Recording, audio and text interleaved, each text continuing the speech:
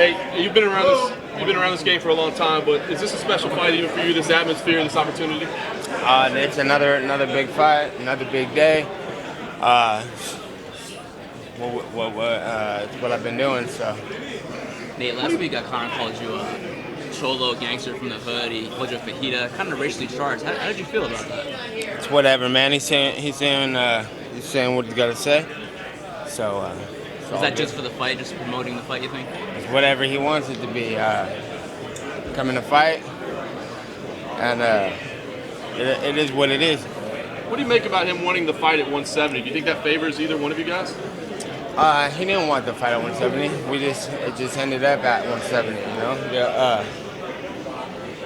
the fight was played around with, and for months. They offered me left and right this fight, and I did several 3-day training camps for this short notice shit. And I said, all right, no more playing. If we're gonna fight, short notice, no camp, then why weight cut? It's all good. I'm still a lightweight. I'm a lightweight fighter, and martial artist. No weight classes necessary. I think a lot of people are worried about, with it not being 155, that you might not be in shape. The fact that you can't get to 155, that you might not be in shape. You might be a little bit different fighter. Are you saying that that's not the case? That it's just the same? Or I might be in better shape. Nate, there's been a lot of talk about the moment of a McGregor fight. The McGregor fights are bigger than other fights. You've been in a lot of fights. Does this feel different to you, this moment? It just feels a little different because it's a short notice and a lot of shit comes into one little week. But it's pretty much it's a big show. I've been on a lot of big shows, and it's a big deal. There's a lot of people here, so it's pretty cool. Yeah. Did your emotions change any little bit after that crazy press conference last week? Did you find yourself thinking differently about McGregor before, as you do now? No, it's just I seen him do his thing, and I pictured and visualized it pretty much how I was gonna go. So. Nate, people say stuff in the build-up to fights, but sometimes people overstep the mark. When he's called you a cholo gangster, was that overstepping the mark in your mind? No, that's what he thinks. That's what he thinks. Got my opinions too. That's a cool tattoo. Nate, now that you've gone through the press conference with Conor, do you have any different feelings about the guy or the way you look at the guy? What do you think of him for the sport? Big. A lot of talk, a lot of exposure, a lot of cameras. So it's good. Obviously, it's good for the sport. Good for everybody's pocket. He says a lot of stuff that I felt the same way about. So at least to listen to somebody, So. What about him as a fighter, though, as a martial artist? Do you have respect for him, or do you think it's overblown?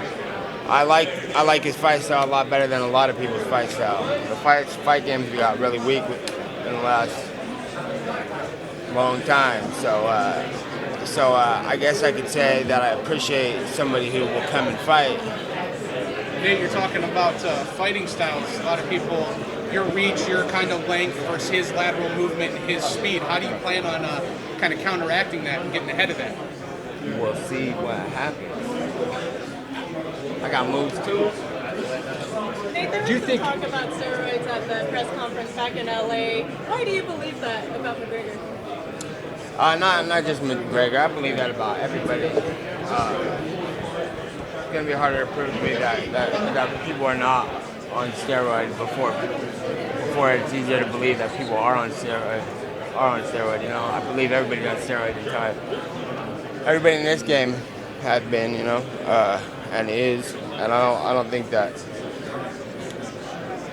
Over the years and the people I talk to and the way shit goes, I'm like, the whole roster's on steroids. On every organization, in every sport. You got a six-pack, probably on steroids. Nate, do you think this guy respects you as a That was not nice to say. Typical got six-packs, but you know what I'm saying? A lot of these people in here are on steroids, so that's my opinion on that. Nate, do you think this guy respects you? And if so, why? Or if not, why? Yeah, I don't know. I'm pretty sure that he recognizes, the real fighters and who fights for real, and a real fight when he sees one. So I I'm pretty sure he recognizes. You said last week that he's beaten a lot of midgets and smaller guys. Are you unimpressed with what he's accomplished so far in MMA? Well, I mean, he's just real pumped up on and confident in his predictions and all this stuff. But you know, it's like, look at your lineup. Look at my lineup. I got a lineup. You know what I'm saying? I've been fighting top 5 guys, top 8 guys in lightweight and welterweight since the last 9 years. So you've been fighting little guys. So see what happens. It's another you know, different type of person he's dealing with now. He said he was going to Styles make finish you. fights. What kind of fight will this be, Nate? It's gonna be a fight. He said he was going to finish you in the first round. How do you feel about that, dude? And then if he don't, then what? You know. Gang, let's make a switch here. Those in the back can come in for a few minutes with Nate, and we'll get him going. Riders stand in the back. They want to slide in here for a few minutes. Make some room, please, guys. Apologies. Nate, you've said several times that you feel like he says and does a lot of the same things you've been saying for years. What were some of the things that you saw that made you that? Daniel, come on in. Just the way he's saying he's a money fight. I've been saying that forever too, but they got wind of that and they tried to shut me up. They tried to quiet me down. You know, they kind of put me in the shadow, like, yo, hey, keep that big money fight shit on the low because that's getting bigger as we speak. So they kind of try to keep me on the low, and then when he says it, it's this new thing, you know. And as far as preaching martial arts and who's the real fighters and just the big fights, I've been already talking that before he was even in the UFC, and now he's just like this new guy with all this new stuff coming up, coming out, and everybody's pushing it like, yeah, and it's on every article, every headline. Because he's from Ireland, you know? It's like, but Nate, he said all along that he's big fans of you two as brothers, that he likes your rawness and your honesty. McGregor says he's a big fan of you. yeah, well, I'm a big fan of what he does too. He puts it out there. He says the real shit, just like I say. And I'm more I got more criticism towards the push that he's getting. Do you think the media give him too easy a ride? Yeah, well, he's like, they're like kicking him on, like, go ahead, yeah, keep talking. And with me, they're like, hey, someone put him in the back, you know, keep him on the down low. So I like it. That's what I mean. But I've been saying the same type of things, and he's doing a good job. He's doing a good job at what he's doing. Do And you think he's early in his UFC career still? He's only had 7 fights in the UFC. yeah, he's only got 7 fights. So I was on the road too. I ran 3 fights on the Ultimate Fighter and then like 5 fights in the UFC, so that's a 7 fight winning streak, and I was unstoppable too. Why do you think they encourage? When you said the media was trying to keep you on the down low, what do you mean by that, Nate? Yeah, I don't know if it was the media or the UFC, but they were like, they didn't want I feel like they didn't want my stock getting any higher, but it had no, they couldn't stop it, you know, look where I'm at right now, you know what I'm saying? Was that recently or, you know? All along, especially when I started preaching about, yo, hold up, I need a bigger payday, I need better result for what's going on here, because I've been putting in a lot of time, a lot of work.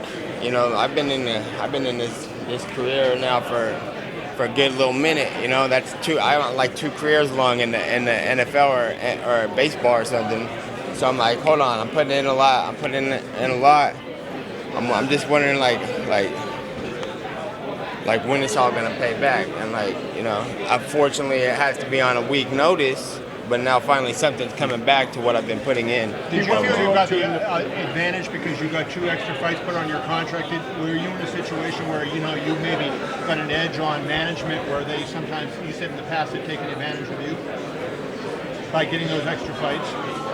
What do you mean? Well, Dana said he gave you extra fights by agreeing to this. He said he gave you 2 extra fights for taking this fight. So do you feel like that gives you an advantage over them that they wouldn't have done it otherwise?